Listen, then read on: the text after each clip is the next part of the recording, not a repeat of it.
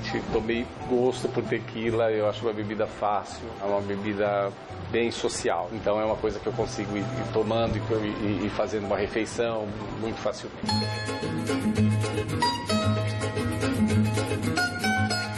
Você pode usar a bebida em todos os estágios da comida, na entrada, no prato principal e na sobremesa, sempre. A gente tem que ter um cuidado muito grande, porque a levedura, ela vai gerar a característica específica que a gente quer na cerveja. A levedura está viva e a gente tem que alimentar e nutrir ela para que ela traga um resultado bom para a gente, que a gente quer.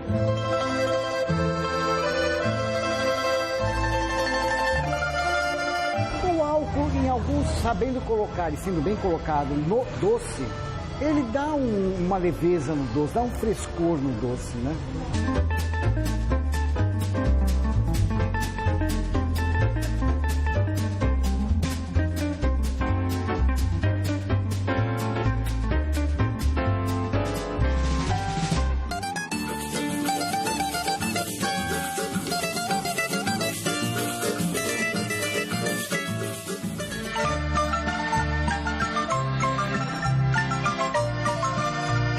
Do interior de São Paulo, então em casa sempre teve a coisa da mesa farta, minha mãe que cozinhava, uma mineira que mudou para São Paulo. A gente teve essa relação de comida, tinha algumas coisas que a gente sentia falta em São Paulo, de uma comida mexicana realmente com raízes mexicanas, mesmo a comida tailandesa, e é um projeto onde a gente tentava resgatar.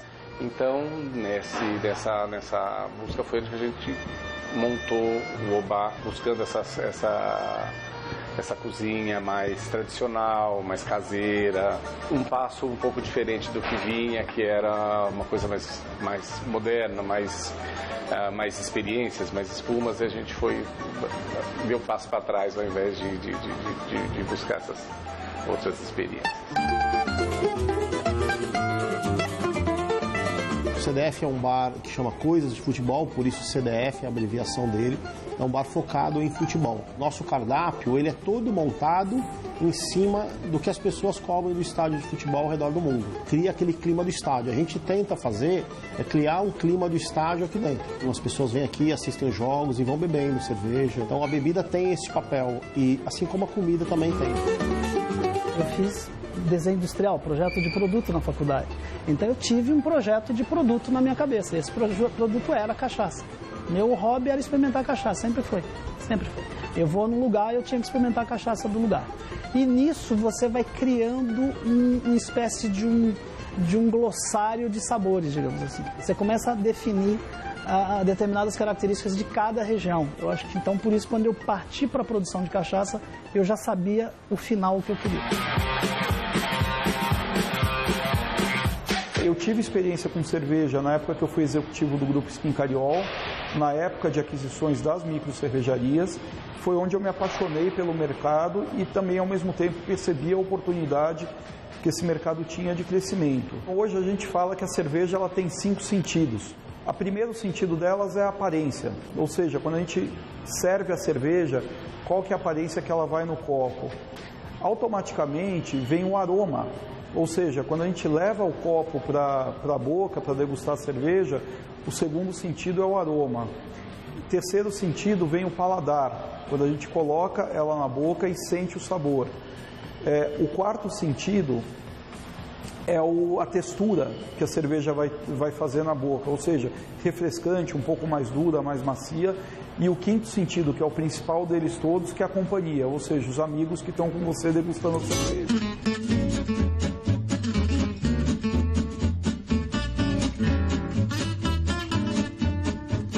Asti é uma cidade da Itália. E quando nós montamos, a gente queria retratar como é uma confeitaria especializada em doces típicos tradicionais italianos. A gente optou por um nome Asti e uma cidade da Itália.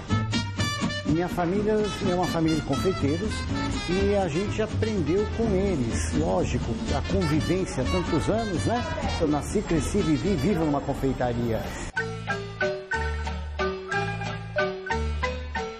doces, para quem se atreve, né? É uma mistura de coisas bem tradicionais, bem da cultura mexicana, que é a ostra, como em regiões praianas se come. É como se fosse, não como se fosse. Você tem carrinhos que vai passando, que você vai comprando, como se fosse o nosso cachorro-quente aqui. A cachaça, ela é a história do Brasil. Eu não conheço outra bebida que tenha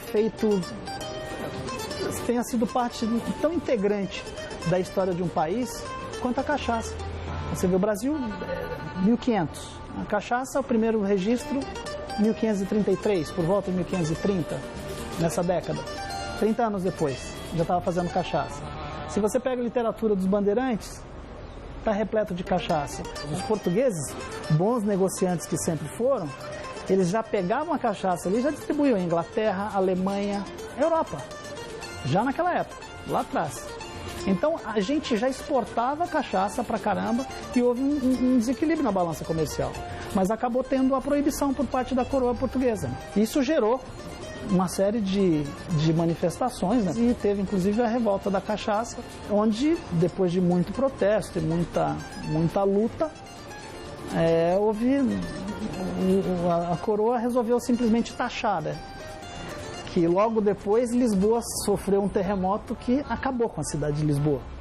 E ela foi reconstruída muito graças aos impostos pagos na taxação de cachaça. A gente pode quase que tranquilamente dizer que a cachaça reconstruiu Lisboa. Mas eu acho que ainda tem muita história para se contar sobre a cachaça. Eu acho que a grande história da cachaça é você conseguir fazer essa costura dela com a história do Brasil. A criação da cerveja, ela é muito debatida. Não existe uma data exata. Provavelmente ela foi criada por acaso, por acidente, na colheita de grãos selvagens que ficaram largados lá e eles meio que estragaram, assim, passaram pelo processo de fermentação natural, onde foi criado o álcool e o gás. E era uma coisa que não existia. Então o pessoal viu aquilo borbulhando, tomou aquilo lá, ficou meio alegre, feliz e tentaram reproduzir aquilo de qualquer forma. Essa é uma teoria, não tem como saber exatamente, né, como foi criado. Isso não existe registrado quando foi criada a cerveja. Basicamente, a cerveja da escola inglesa, ela é focada nos maltes ingleses, matéria-prima inglesa, né, no lúpulo e no fermento inglês.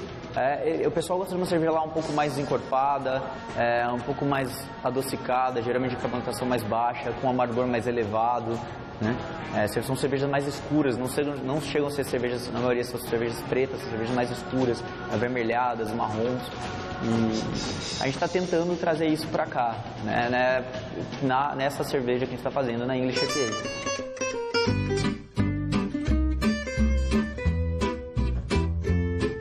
Tiramisu, o próprio nome já diz. Tiramisu. Tira-me, puxe-me, su, pra cima, levanta-me, dá aquela levantada. Eu costumo dizer que o tiramisu é aquela gemada que a vovó fazia, só que bem mais incrementada. Isso existe desde a época dos Dodges, de Veneza. Os Dodges eram, os playboys, né, que saíam pra noitada, voltavam acabados, então eles comiam o tiramisu para dar uma vitalizada. O babaorum é um doce polonês, foi um chefe da Polônia que ele foi à França fazer um jantar por um rei da França e o rei da França experimentou e ele fez como se fosse um brioche, é parecida a massa do brioche, só que ele deixou mergulhado num licor. Ele, por ser muito fã do conto de Ali Babá e os 40 Ladrões, colocou o nome do doce de babá. Esse babá, por sua vez, veio para a Itália, para a região de Nápoles, aonde ficou mais famoso. Então, hoje, o babaorum é da região de Nápoles. Não que é da região de Nápoles, ele foi criado lá, é mais famoso na região de Nápoles. A zupa inglesa seria mais ou menos que nem o tiramisu, é da família do tiramisu. Só que aí a gente adaptou esse tiramisu, onde a gente usa creme de chocolate, um pandeló, chantilly e licor de alquernes. Licor de Alkermes é um licor muito antigo, que era utilizado como um medicamento. O nome de zupa inglesa, na realidade, se você for traduzir ao pé da letra, seria sopa. Está mais para um pavê, não é isso? Então seria um pavê. Só que a gente faz de uma maneira diferente, monta como se fosse um bolo bem molhadinho. O tiramisu, por exemplo, o tiramisu é aqui do Vêneto, onde é Veneza. O tiramisu é dessa região. A gente viu a zupa inglesa. A zupa inglesa é da região da Toscana, que é esta região. Aí a gente viu o babau rum. O babau rum é da Campanha, onde tem a Nápoles, Ischia, Capri, essa região aqui.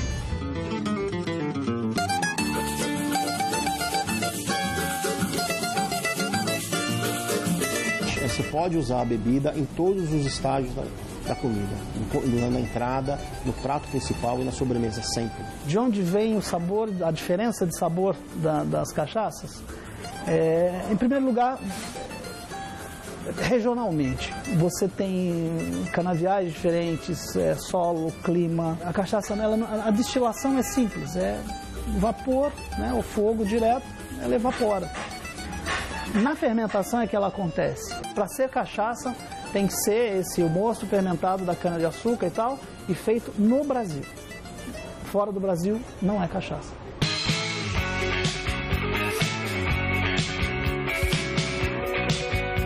A diferença do chopp para a cerveja basicamente é o processo de serviço de pasteurização. O chopp ele não é pasteurizado e o enchimento dele são em barris de aço inox. E ele vai para a mesa do consumidor efetivamente já num copo servido. A cerveja ela passa pelo processo de pasteurização e ela é envasada em garrafa, então ela chega na mesa do consumidor a garrafa fechada. Basicamente, a cerveja industrial ela é feita com mais da metade dela de milho e arroz. E o milho e o arroz ele não traz nenhuma característica de sabor e aroma para a cerveja, ele simplesmente é uma fonte barata de álcool, né? Diferente da matéria-prima que a gente trabalha aqui, que é uma cerveja puro malte, com maltes importados. Todos os maltes eles vão agregar algum tipo de sabor, aroma ou cor na cerveja, assim como o lúpulo também agrega e a levedura, são diferenciados. A gente tem que ter um cuidado muito grande, porque a levedura ela vai gerar a característica específica que a gente quer na cerveja. A levedura está viva e a gente tem que alimentar e nutrir ela para que ela traga um resultado bom para a gente, que a gente quer. Na confeitaria se usa muito licores. Então vamos começar pelos licores. O que eram licores? Licores eram elixirs. Elixir que os padres, principalmente os padres beneditinos, que trabalhavam com folhas, plantas medicinais. Eles faziam essas infusões e daí nasceram os licores. A importância no doce, além de dar aroma, além de dar sabor, aparência também, né? E dar leveza no doce, né?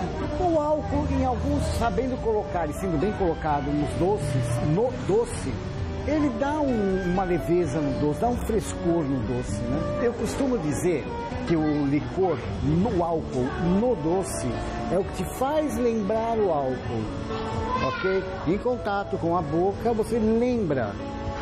Se você sentiu o gosto, foi muito.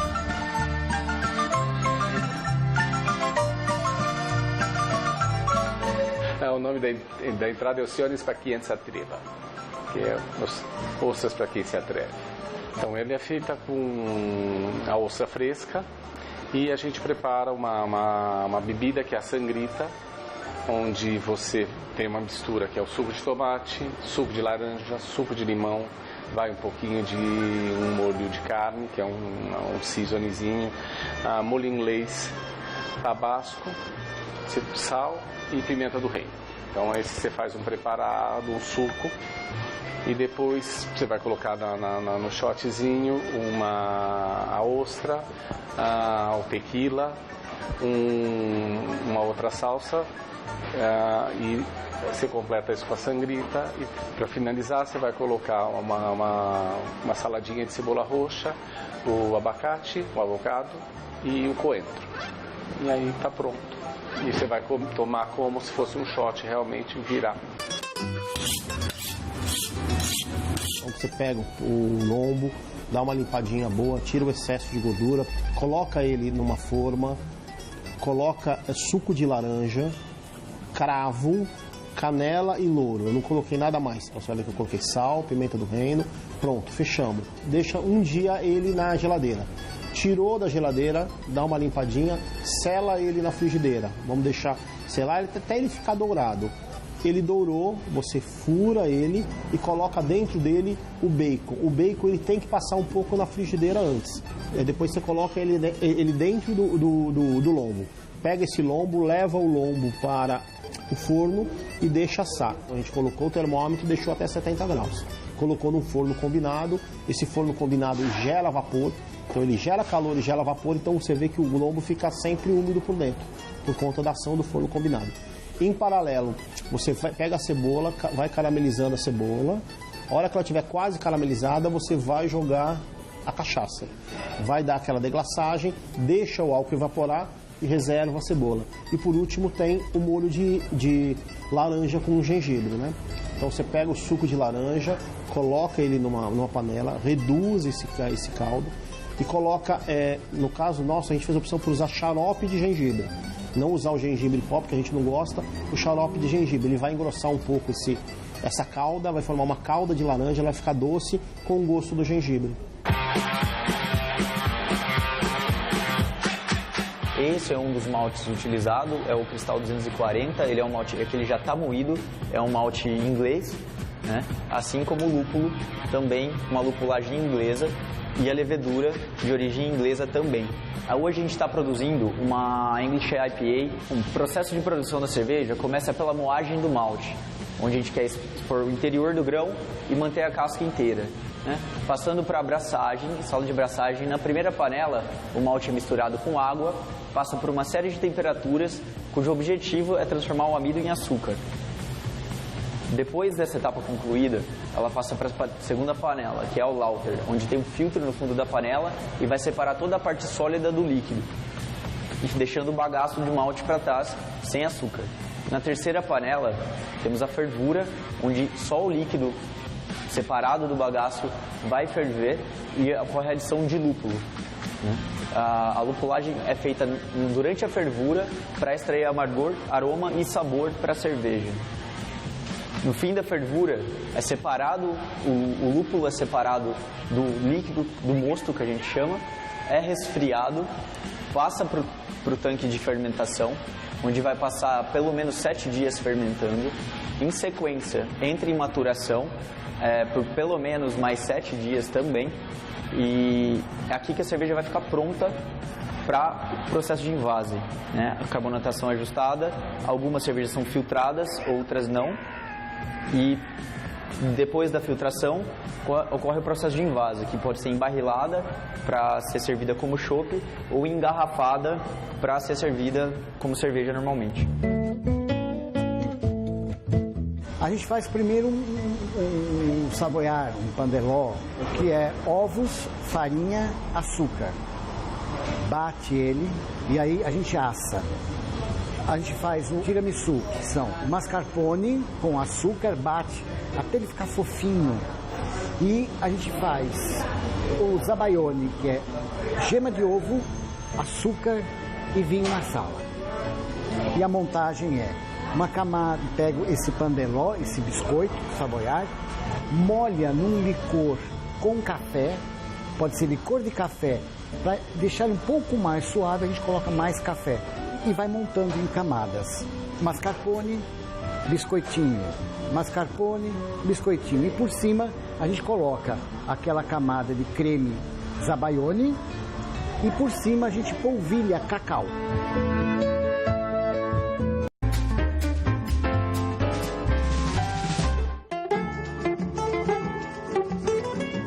Hoje eu vim aqui para poder experimentar esse porco com calda de cachaça.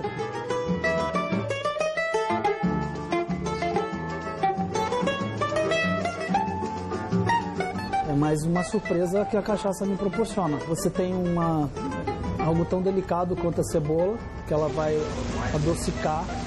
Você entra com a cachaça e a cachaça, ela praticamente não aparece. em termos de sabor, mas aparece o resultado da ação dela na cebola. E o lombo ficou sensacional. Eu comeria quantas cebolas e lombos tivesse. Tem que ser muito sutil para perceber cachaça aí, não dá para perceber. E na comida, essa é a função da cachaça. É complicado numa comida aparecer gosto de cachaça, muitas vezes não é desejável. Eu acho que é mais indesejável a ação dela, a ação que ela provoca nos alimentos, isso é que é legal, do que o próprio sabor dela. E o lombo com uma cebola caramelizada, eu nunca tinha comido essa combinação não. É uma combinação bombástica, muito boa, uma aprovadíssima. Inicialmente, as pessoas que não conhecem, assim, os brasileiros, eles não estão acostumados com cerveja muito forte, principalmente cerveja muito amargas, né? Então eles têm uma tendência a cervejas menos amargas, um pouquinho mais adocicadas, cervejas mais claras, né? Só que o paladar vai evoluindo conforme você vai bebendo e essas cervejas perdem a graça um pouco. E você quer cada vez alguma coisa mais intensa, mais diferente, coisa diferente do que você já tomou. Né? Sempre procurando uma experiência nova. Né? A melhor coisa é quando você abre uma cerveja, você toma ela e você tem uma experiência, nossa, nunca tinha experimentado nada parecido com isso. A tendência, o que o pessoal da cerveja artesanal prega é isso, beber menos e beber melhor. Né? Porque, assim, para você ter uma experiência de degustar e apreciar a cerveja, quando você bebe em grande quantidade, você deixa de sentir o que a cerveja está te oferecendo, né? Então é sempre estar harmonizando com alguma comida, bebendo quantidades menores para você poder aproveitar cada copo, cada cerveja diferente. As fórmulas elas são originalmente vinda dos países, processo também, mas basicamente o que nós adaptamos é a temperatura de serviço do produto, onde o brasileiro está acostumado com uma cerveja muito mais gelada do que hoje acontece na Inglaterra, nos Estados Unidos e na Europa em geral, vamos dizer. A gente aclimatiza, né, o doce ao paladar brasileiro. Então é um pouco menos de vinho, porque o brasileiro, paladar, culturalmente, não gosta muito. O café é um pouco mais doce para molhar, né? O savoiardi, o biscoito é um pouco mais adocicado, menos amargo do que na Europa. O zabaione é um pouco mais suave do que se faz na Europa. Mas a aceitação é muito grande, muito boa. Eu realmente tomei gosto por tequila, eu acho uma bebida fácil, é uma bebida bem social, eu acho. Tem a nossa caipirinha que eu amo, mas o tequila eu consigo ficar, obviamente, com tudo adequado, a comida e tal. Então é uma coisa que eu consigo ir tomando e fazendo uma refeição muito facilmente. A ideia de comfort food, de comida de conforto, é uma coisa que eu sei que me faz bem, que talvez me lembre a minha mãe, que talvez seja uma coisa que ela faria pra mim. Comfort food é aquela comida, pra mim tem um significado de comida de domingo à noite quase. É aquela comida que faz bem pra você, que não precisa de muitos preparos e que lembra, tem uma lembrança de gostoso. Isso para mim é a definição de comfort food.